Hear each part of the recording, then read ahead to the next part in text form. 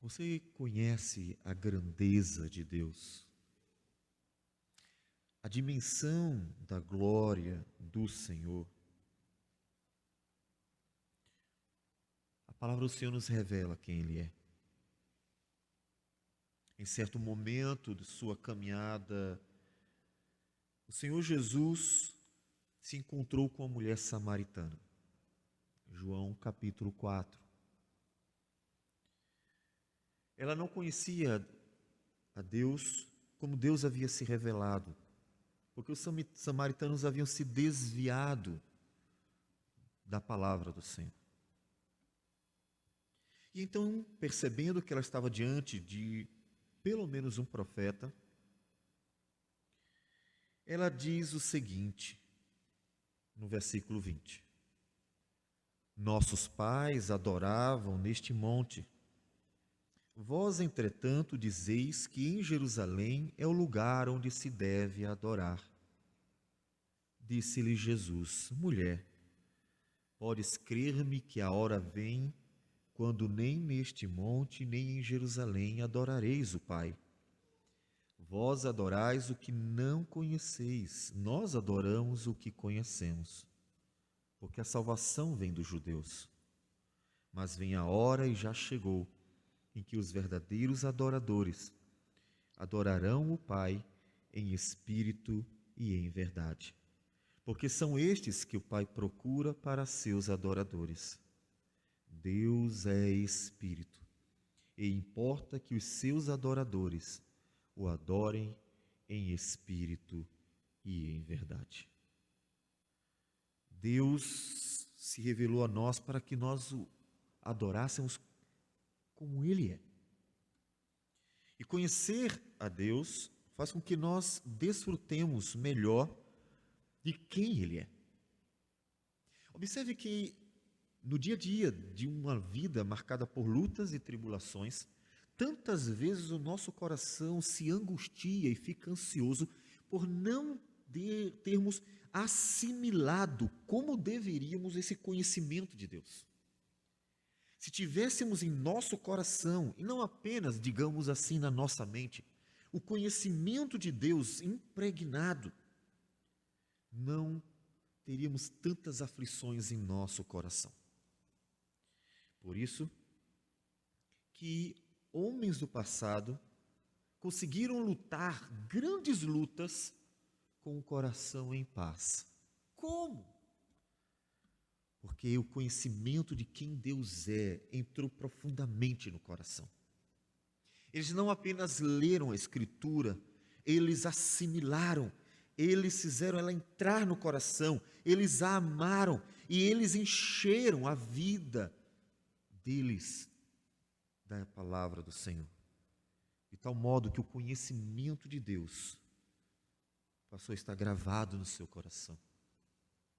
E nós queremos ver hoje 3 atributos de Deus.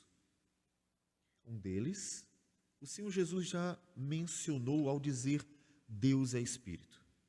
A invisibilidade do Senhor. Não vemos a Deus. Mas outros 2 desejamos tratar junto. Deus é infinito em seu ser e eterno. A eternidade, a infinitude e a invisibilidade do Senhor. Todos os 3 têm implicações para a nossa vida. E nós vamos ver eles em textos diferentes. Veja que a invisibilidade do Senhor pode ser vista aqui no texto de João.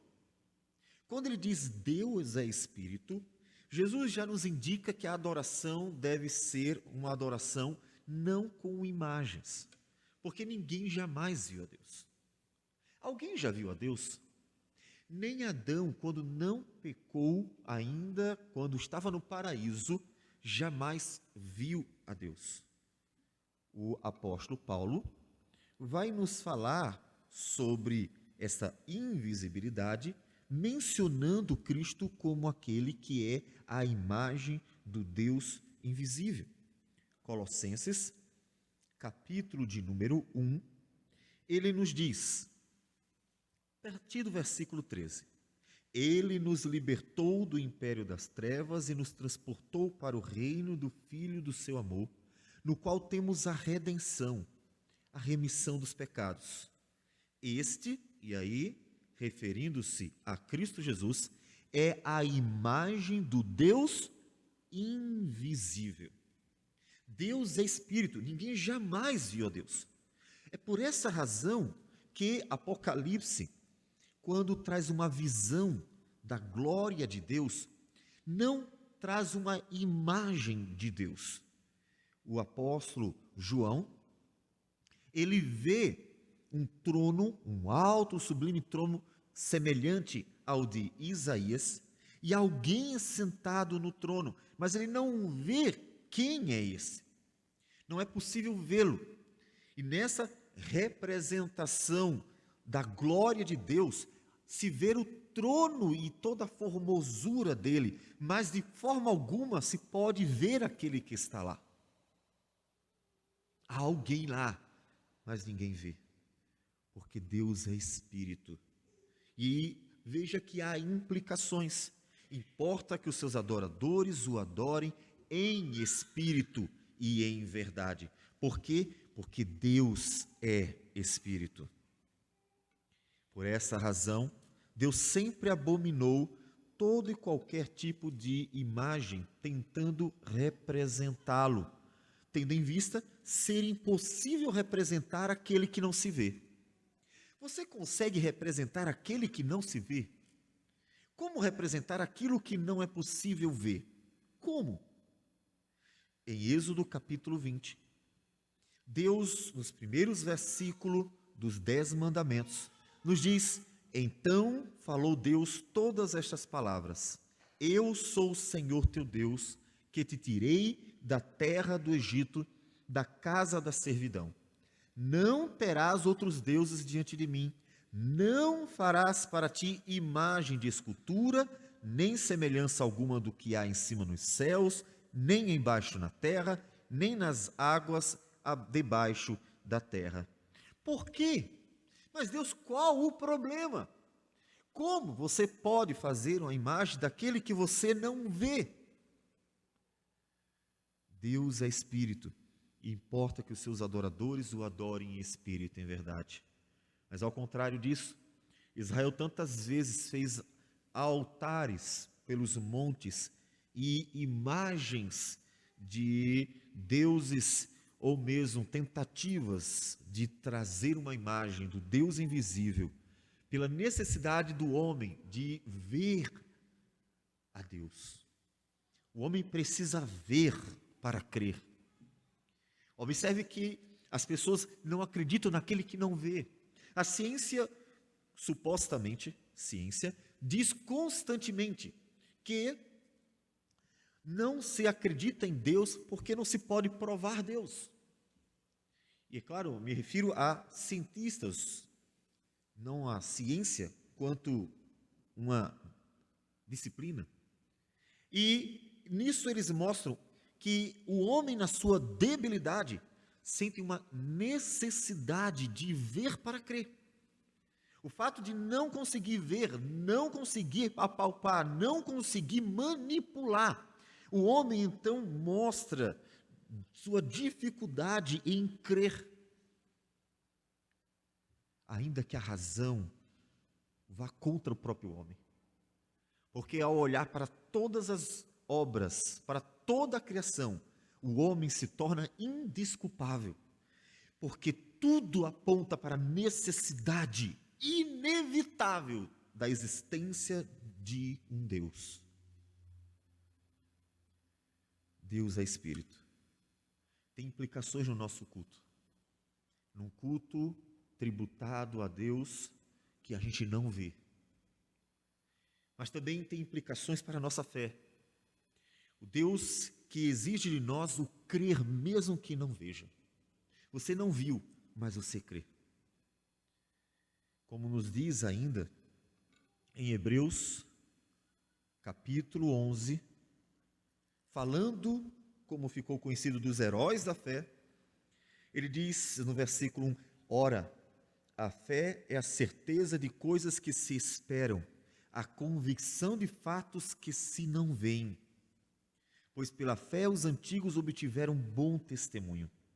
Pela fé entendemos que foi o universo formado pela palavra de Deus. Eu não vi, não posso experimentar, mas eu creio. E é exatamente em crer naquilo que eu não vi que se revela a minha fé como genuína. De maneira que o visível veio a existir das coisas que não aparecem. E o versículo 6 nos diz: de fato, sem fé é impossível agradar a Deus, porquanto é necessário que aquele que se aproxima de Deus creia que Ele existe e que se torna galardoador dos que o buscam. Eis a verdadeira fé. Não uma fé débil, de pecadores que precisam ver alguma coisa para poder dizer assim: eu acredito, eu estou vendo agora. A fé dos israelitas, quando saem do Egito e diante do Monte Sinai, tendo Moisés subido para receber a revelação divina, eles sentem uma necessidade de ter algo para ver, a fim de que o culto seja prestado ao visível, e fazem aquele bezerro de ouro. Mas a fé se revela fé em crer na palavra de Deus, que nos aponta para o Deus invisível. Para o Deus invisível. A sua fé não é forte quando você vê as coisas acontecerem. A sua fé, ela está madura quando não tem nada para apalpá-la, a não ser a palavra de Deus. A força de sua fé não está naquele momento em que você alcançou grandes coisas e ver as grandes coisas, e elas acontecem diante dos seus olhos, e aquilo alimenta, anima você. Não é aquele o momento em que sua fé se mostra grande, mas é naquele em que, não tendo nada favorável, nada em que apalpasse, nada para ver, nada para sustentar a sua fé, a não ser as promessas de Deus, você ainda assim se mantém firme no Senhor. É exatamente quando não há nada diante dos seus olhos que a fé, ela se mostra madura, a legítima fé de um filho de Deus. Portanto, a invisibilidade do Senhor tem aplicações para a nossa vida. Crer na palavra do Senhor, mesmo quando nada ao nosso redor parece favorecer. Porque não o vemos, mas Ele existe. Porque não o tocamos, mas Ele é real.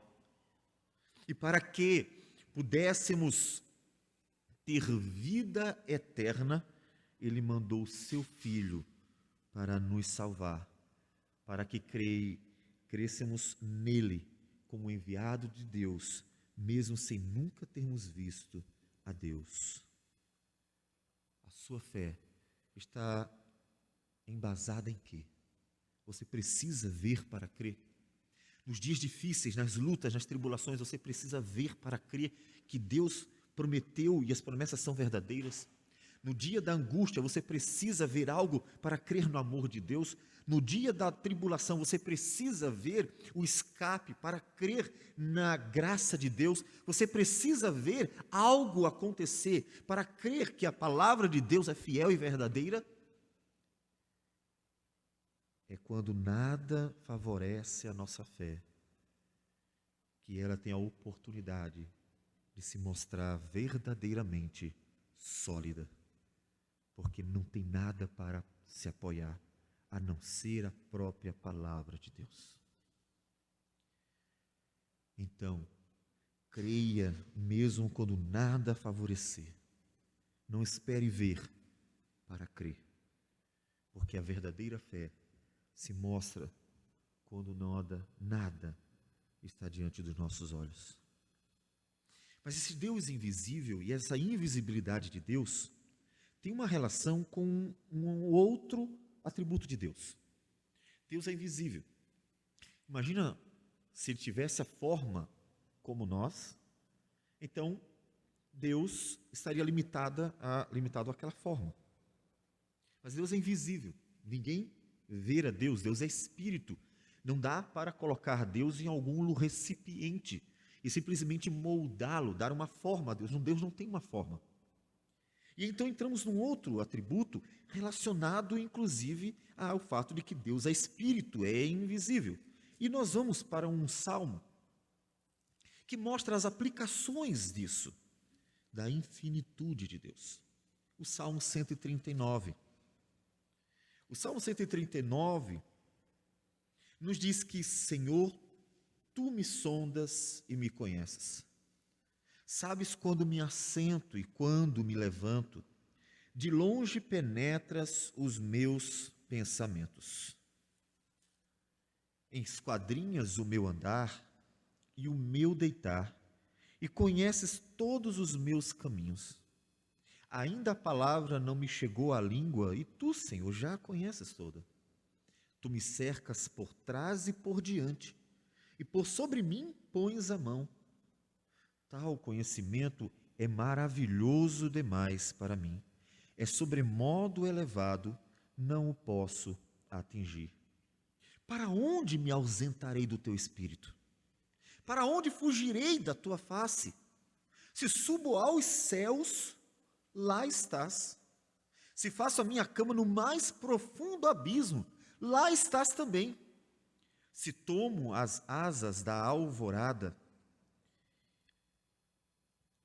e me detenho nos confins dos mares, ainda lá me haverá de guiar a tua mão, e a tua destra me susterá.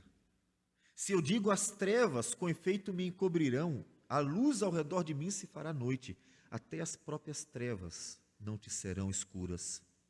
As trevas e a luz são a mesma coisa, pois tu formaste o meu interior, tu me teceste no seio de minha mãe. Graças te dou, visto que por modo assombrosamente maravilhoso me formaste. Onde Deus está? Onde Deus está? Davi diz, eu não consigo fugir de Deus, não tem como fugir de Deus, de jeito nenhum, não dá para fugir da glória de Deus. Onde é que Deus está? Você que nunca viu a Deus pode dizer onde Ele está. Em 1 Reis 8, versículo de número 27, Salomão, orando e consagrando o templo do Senhor, ele nos diz, versículo 27, mas de fato habitaria Deus na terra? Eis que os céus e até o céu dos céus não te pode conter, quanto menos esta casa que eu edifiquei. Onde está Deus? Isso tem implicações para a nossa vida, o fato de que Deus é infinito. Dizem aqueles que examinam o universo que o universo teria aproximadamente 93 bilhões de anos-luz de comprimento. Seja lá qual for o tamanho, Deus está além de tudo o que Ele criou. Não há um lugar onde Deus não esteja. O Senhor que criou todas as coisas, enche todas as coisas. A sua glória não só encheu aquela casa quando foi consagrada ao Senhor em uma nuvem espessa, então veio para mostrar que Deus aprovou o templo de Salomão e assim passou a ser o lugar onde Deus habitaria, representando a presença dele no meio do seu povo, substituindo o tabernáculo. Deus não apenas encheu aquela casa, Ele enche tudo. Diz a Escritura que toda a terra está cheia da sua glória. Toda a criação está cheia da sua glória. Diz ainda que Deus chama as estrelas pelo nome. Deus chama as estrelas pelo nome, Ele conhece todas, e conhece todas porque Ele está em todos os lugares. Isaías 40, versículo 12 diz, quem na concha da sua mão, na concha da mão, mediu as águas e tomou a medida dos céus a palmos. Colocar as águas, todas as águas da terra na concha da mão e medir tudo a palmos. Quem recolheu na terça parte de um éfa o pó da terra e pesou os montes em romana e os outeiros em balança de precisão? Quem guiou o Espírito do Senhor, ou como seu conselheiro o ensinou? Com quem tomou ele conselho para que lhe desse compreensão? Quem o instruiu na vereda do juízo e lhe ensinou sabedoria? E lhe mostrou o caminho de entendimento? Eis que as nações são consideradas por ele como um pingo que cai de um balde, e como um grão de pó na balança. As ilhas são como um pó fino que se levanta. Nem todo o Líbano basta para queimar, nem os seus animais para um holocausto. Todas as nações são perante ele como coisa que nada é. Ele as considera menos do que nada, como um vácuo. Com quem comparareis a Deus? Ou que coisa semelhante confrontareis com ele? A grandeza de Deus, tudo enchido por Deus, e tudo é nada diante de Deus. Aquele que dá nome a todas as estrelas, que são incontáveis aos olhos dos homens, conhece todas elas. Deus está em todos os lugares. Ao mesmo tempo que Deus não é a criação. Deus estar além da criação, é maior do que a criação, e está presente em toda a criação, mas Ele não é a criação. Afirmar que Deus é a própria criação é um panteísmo, ou seja, dizer que o ser de Deus e a criação são a mesma coisa. E isso é uma blasfêmia. Deus não é a criação, mas Deus está em todos os lugares, portanto em toda a criação. Enche tudo. E como nós vimos no Salmo 139, Davi nos conta, desde os lugares mais longínquos àqueles mais próximos e ocultos, como o ventre da mãe. Ele diz que Deus o via sendo formado no ventre de sua mãe, estava na barriga. E Deus o via ali sendo formado no ventre de sua mãe. Mas também diz que se ele fosse ao céu dos céus, se ele fizesse a sua morada no mais profundo abismo, se ele tentasse fugir para qualquer lugar, ele encontraria Deus lá. Não a criação sendo Deus, mas o Deus presente na criação. Mas o Deus que está em todos os lugares, portanto, em todos os lugares da criação. E nada pode fugir de Deus. Isso, ao mesmo tempo, é ruim para aqueles que querem tentar fugir de Deus. Mas é algo tremendamente confortador para aqueles que se lançam aos pés do Senhor. Saber que Deus está em todos os lugares é também relacionado ao saber que Deus conhecerá todas as coisas. Portanto, ninguém pode fugir, tentar se esconder, tentar evitar o dia da ira vindoura. O dia que o Senhor há de julgar todos os homens, ninguém fugirá. Não importa o quanto o homem cave, quantos andares para baixo o homem possa construir. Ninguém fugirá da presença de Deus. Portanto, os ímpios deveriam temer o fato de que nenhum deles conseguirá fugir do dia da ira do Senhor. Isso é terrível. Porque nem os demônios, nem os homens fugirão do dia da grande ira do Senhor, o justo juiz de toda a criação. Isso é terrível. Mas isso conclama o homem a uma única saída. Já que nenhum homem poderá fugir da infinitude de Deus e do pleno conhecimento de Deus, nenhum homem, é melhor, e só existe um caminho, portanto é melhor que ele se arrependa. Isso conclama o homem a uma saída inevitável, ao arrependimento. Aquilo que Jesus proclamou: arrependei-vos porque é chegado o reino dos céus. O único jeito de fugir da ira vindoura é se arrependendo, é clamando, é se lançando aos pés do Senhor, para pedir misericórdia a Deus. É que nos diz o Salmo 2: por que se enfurecem os gentios e os povos imaginam coisas vãs? Porque eles se rebelam, querem virar as costas para Deus. Os reis da terra se levantam e os príncipes conspiram contra o Senhor e contra o seu ungido, dizendo: rompamos os seus laços e sacudamos de nós as suas algemas. Ri-se aquele que habita nos céus. Os homens dizem: Deus morreu, não queremos Deus, joga ele para fora da sociedade, seremos independentes, faremos a nossa vontade. Os homens se rebelam contra Deus como se pudessem viver em algum lugar onde Deus não esteja. E diz o Salmo 2 que Deus ri e zomba deles. Aquele que habita nos céus é o mesmo que também está em toda a terra, porque ele enche tudo que criou com a sua glória. O Senhor zomba deles, e na sua ira, a seu tempo, lhes há de falar, e no seu furor os confundirá. Não tem outra saída, não tem. Mas ele conclama ao arrependimento. Em sua graça e misericórdia, ele conclama ao arrependimento.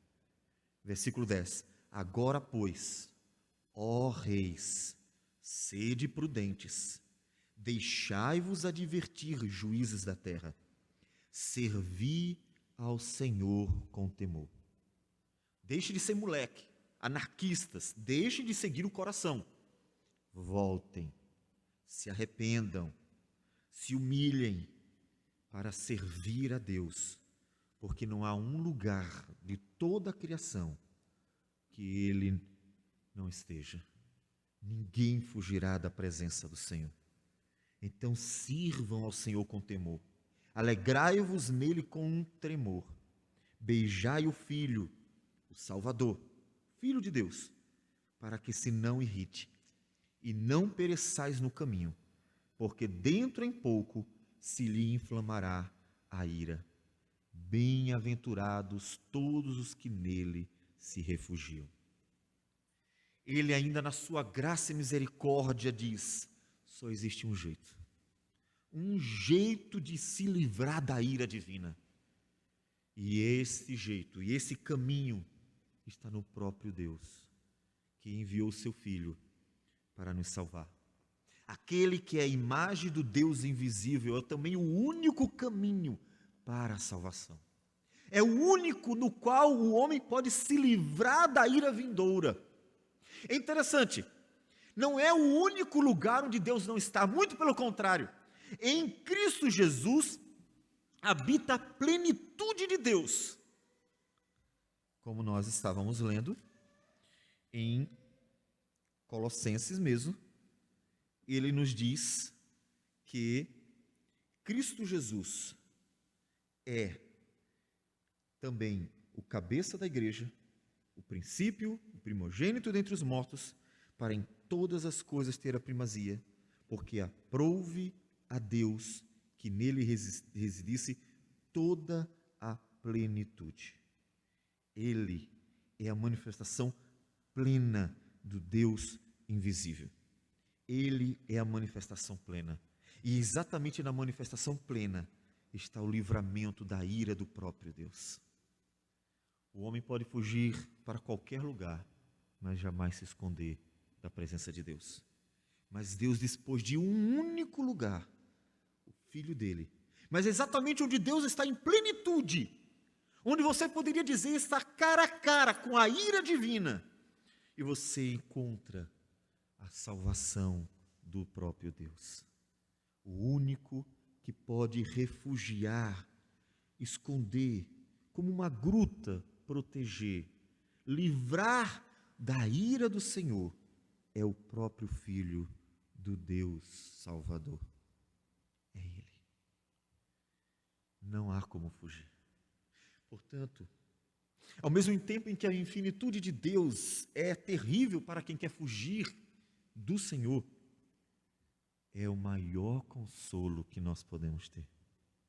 Porque em Cristo Jesus, que revela Deus, a imagem do Deus invisível, nós temos a certeza de que Ele pode cuidar de nós em qualquer lugar. Não importa onde você esteja, aonde você for, em qualquer lugar do universo, não é só do planeta Terra, não, do universo, se você pudesse viajar por entre as estrelas, se você pudesse morar em outros planetas, não importa onde você esteja, o Senhor pode cuidar daqueles que esperam por Ele. Não há um lugar que possa nos esconder de Deus.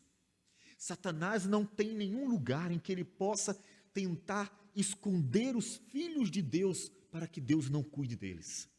Não há um lugar que os homens maus possam esconder os filhos de Deus para que Deus não os proteja. O comunismo matou muitos. E pagãos de outras religiões, como acontece ainda no Oriente Médio, têm perseguido cristãos. E em muitos lugares, eles são escondidos, são maltratados. Eles tentam esconder para fazer a maldade, aprisionam, campos de concentração, coisas dessa natureza. Não há um lugar onde eles escondam os cristãos que eles podem esconder de diante do Senhor. Isso é um conforto. Não importa onde sejamos colocados, Deus estará ali para nos guardar, para nos fortalecer, para nos confortar. Ele estará conosco, porque ninguém pode nos esconder de Deus. Nós não queremos nos esconder de Deus pela certeza de que em Cristo alcançamos eficaz, suficiente, plena misericórdia. Mas ninguém também pode nos esconder do Senhor, tentando nos tirar a proteção, o cuidado do nosso Salvador. Isso é conforto para nós. De tal modo que Deus pode ir ao nosso encontro, estar conosco em qualquer lugar, e inclusive no lugar mais profundo, que é o nosso coração. Aquele lugar que você tantas vezes ocultará dos outros. Um lugar que ele é tão escondido que ninguém mais conhece, a não ser você.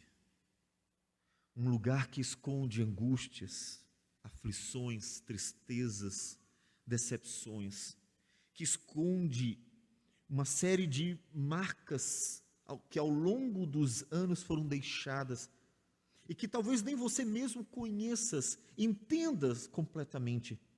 O lugar mais oculto do mundo, o seu coração. Mas também ali Ele estará. De tal modo que, como disse Davi, Deus me conhece desde o ventre da minha mãe, conhece completamente. De tal modo que Ele penetra até os meus pensamentos, conhece a minha vida por inteiro. Que conforto! Ainda que jamais consigamos revelar o nosso ser a outro, sabemos que o Deus de graça nos conhece plenamente, porque Ele está em todos os lugares. Não há um lugar em que Ele não esteja, porque Ele é o Deus infinito. É aquele que preenche toda a criação. E é assim que sentimos motivação, conforto para lançar diante dele as nossas mais profundas marcas, nossos mais profundos pensamentos e sentimentos, na certeza de que Ele os conhece, conhece todo. E é aquele que pode nos assistir, nos ajudar, nos socorrer, nos livrar, nos fortalecer, nos confortar, nos exortar diante de tudo isso. De modo que o cristão nunca estará sozinho. aquele sentimento de solidão que tanto o homem teme, o medo de estar excluído da sociedade, o medo de que ninguém o ame, o medo de que nada mais importe com ele, o cristão jamais deverá sentir. Porque ainda que todos ao redor o deixem, ou como nos diz o profeta, ainda que a mãe se esqueça do seu filho que amamenta, ainda que qualquer um possa abandoná-lo, o Deus da glória estará sempre presente, não importa onde você esteja, porque ninguém pode fugir da presença do Senhor. E aquele que nos amou em Cristo Jesus, como diz Paulo em Romanos 5,8, aquele que prova o seu próprio amor em Cristo Jesus, que morreu por nós, sendo nós ainda pecadores, é o mesmo que também estará conosco em qualquer lugar. Qualquer. Mas não só lugar, tempo também. O Salmo 90, Salmo de número 90, um salmo de Moisés, ele nos fala da eternidade de Deus. O Deus que está conosco em todos os lugares também estará em qualquer tempo. Ele diz assim: Senhor, tu tens sido nosso refúgio de geração em geração. Passa-se o tempo e o Senhor continua sendo o refúgio do povo de Deus. Vêm os anos, vão os anos, e o Senhor continua sendo o refúgio do povo de Deus. Ou como nos diz o Senhor Jesus, naquela visão gloriosa que João teve dele, e que ele caiu aos pés como morto diante do Senhor. Porém, ele pôs sobre mim, Apocalipse 1,17, a mão direita, dizendo: não temas, eu sou o primeiro e o último. Não só ocupa todo lugar, mas todo o tempo. É o primeiro e é o último, é eterno. Então não temas. Diz Moisés, ele é o nosso refúgio de geração em geração. Não importa quantos anos passem, ele será o refúgio do povo dele. Antes que os montes nascessem e se formassem, a terra e o mundo, de eternidade a eternidade, tu és Deus. Tu reduzes o homem ao pó e dizes: tornai filho dos homens. Pois 1000 anos aos teus olhos são como o dia de ontem, que se foi como a vigília da noite. Tu os arrastas na torrente, são como sono, como a relva que floresce de madrugada. De madrugada viceja e floresce, à tarde murcha e cai. Assim é a nossa vida curta, assim é a nossa vida curta. Mas o Senhor é de eternidade a eternidade. Deus que sempre foi, aquele sobre o qual você não pode pensar outro, aquele que vem antes de tudo existir e existirá para sempre, aquele que é a razão de todas as coisas, a causa de tudo, sempre foi. Há uma necessidade do homem de pensar: o que é antes de tudo que a gente vê? O que é antes? O homem sempre precisará responder essa questão: o que vem antes de tudo? Qual é a razão de tudo? Como tudo surgiu? São perguntas fundamentais, inclusive, são as perguntas mais básicas dessa jornada filosófica do ser humano. São perguntas mais básicas, porque essas são perguntas existenciais. O que é antes de tudo? Como tudo existiu? Qual é o princípio de todas as coisas? Deus diz: sou eu. Sou eu. Aquele que é o início de tudo, e fora dele não há outro. Por isso Gênesis começa dizendo: no princípio criou Deus os céus e a terra. Quem existia no princípio? Deus. e Ele criou os céus e a terra. Você passará, mas Deus durará para sempre. De tal modo que devemos também confiar a Ele a nossa vida passageira e as gerações que se seguirão. Nos preocupamos com nossos filhos e devemos, para fazer o que Deus quer de nós. Deus quer que nós sejamos pais fiéis, que ensinem a palavra, que eduquem no caminho do Senhor, quer andando, quer sentado, quer ao levantar, quer ao adormecer, que nós estejamos presentes para ensinar a amar a Deus de todo o coração, de toda a alma, de toda a sua força. Mas também descansando na certeza de que quando o nosso tempo se esgotar, quando o limite chegar, e então tivermos que nos encontrar com Deus, Ele que é de eternidade a eternidade, continuará cuidando dos nossos filhos. De tal modo que o Senhor é aquele que preenche o tempo, estar além do tempo, é aquele que é Senhor do tempo. E nós podemos entregar tudo a Ele, mesmo no decurso dos muitos anos, mesmo quando não existirmos mais. Observe então que conhecer a grandeza de Deus traz implicações para as nossas vidas.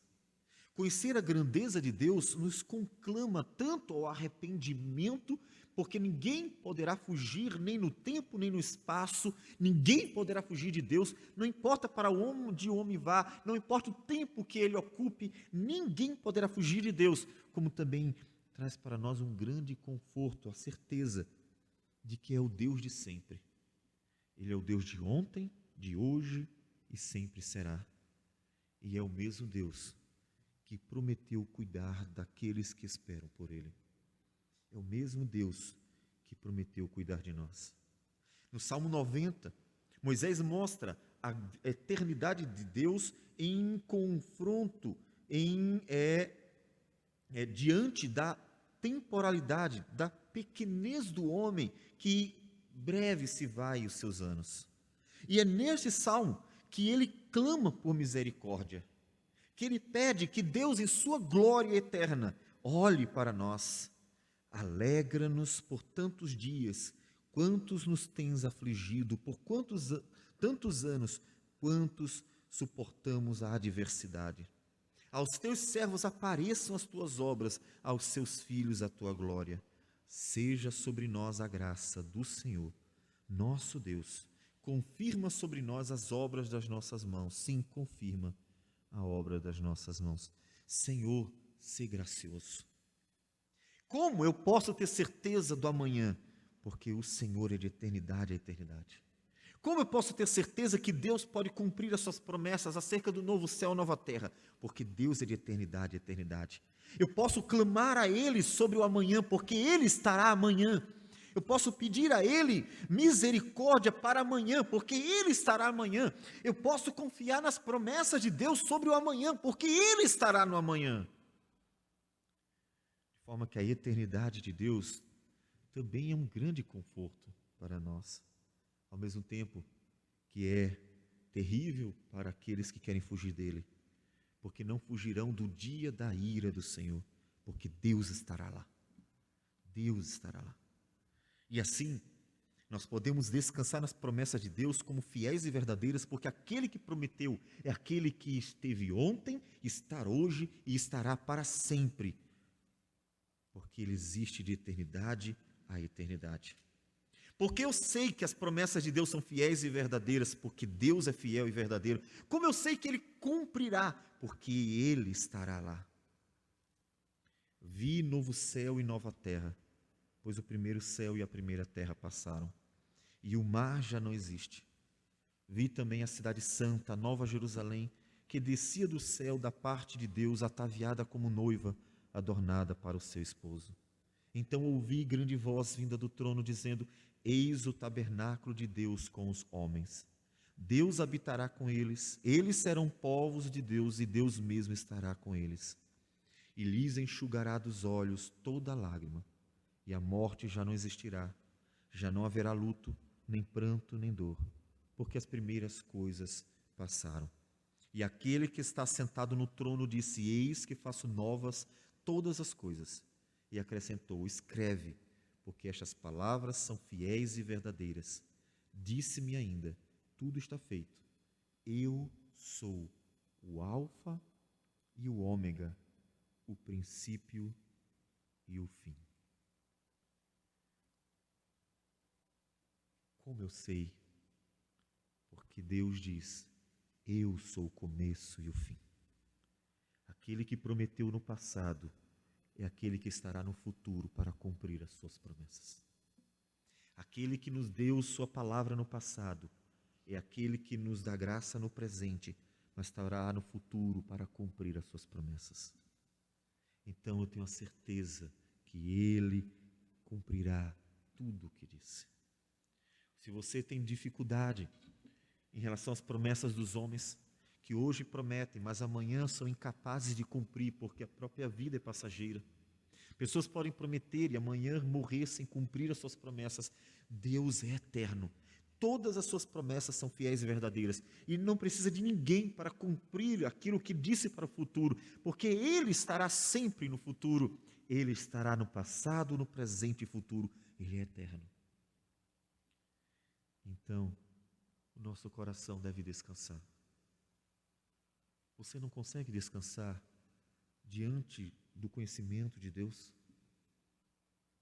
Você precisa descansar diante do conhecimento de Deus. É diante desse conhecimento e somente diante do conhecimento de Deus que tais palavras se tornam realmente aplicáveis à nossa vida, práticas para a nossa vida. As palavras de Paulo em Filipenses 4:6. Não andeis ansiosos de coisa alguma. Em tudo, porém, sejam conhecidas diante de Deus as vossas petições, pela oração e pela súplica com ações de graça. Mas Paulo, eu não vejo a Deus. Será que Ele pode cumprir as suas promessas? Será que Ele pode cuidar de mim? Será que Ele está vendo o que está acontecendo comigo? Será que Ele pode me socorrer e me ajudar no futuro? Será que Ele conhece o meu passado? O conhecimento de Deus nos diz sim, porque Ele está em todos os lugares. E ainda que você não o veja, o que torna a sua fé indispensável, Ele é aquele que preenche tudo em todo o tempo. É aquele que conhece o seu passado, seu presente, e é aquele que pode socorrer no futuro. É aquele que pode ouvir suas petições e atender às suas necessidades.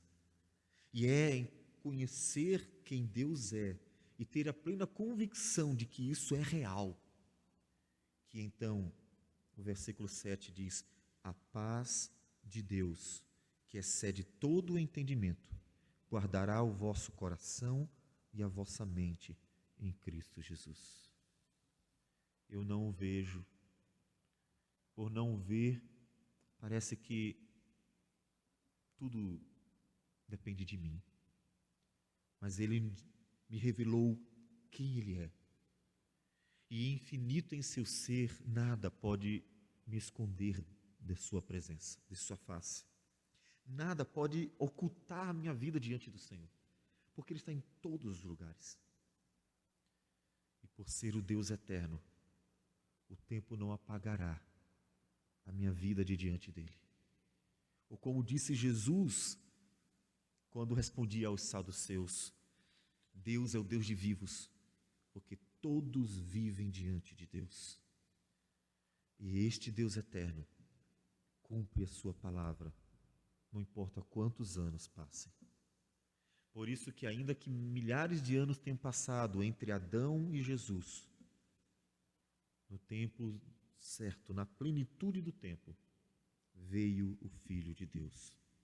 E ainda que 2000 anos já tenham passado, entre Jesus e nós, o Senhor é fiel, poderoso e cumprirá suas promessas no tempo que aprouver a Ele. Cabe a nós confiar. Então, se você olhando para o espelho não encontra razão para descansar o coração, Se você olhando ao derredor e vendo as circunstâncias caóticas da sociedade, da sua própria vida, não encontra razão para repousar o coração, olhe para aquele que você deveria estar olhando desde o início. Nem para o espelho, para contemplar a sua pequenez, nem para a sociedade, para ver a sua miséria. Olhe para o Senhor, para ver a infinitude de seu ser. Olhe para o Deus Criador, para contemplar a eternidade dele. E aí você descansará o seu coração. Para exercitar a sua fé naquele que não vê, descansar o coração, na certeza de que não importa onde esteja, ali estará para cuidar de você com sua poderosa mão. Não importa quanto tempo passe, não importa para quando seja, as promessas do Senhor se cumprirão cabalmente para nossas vidas.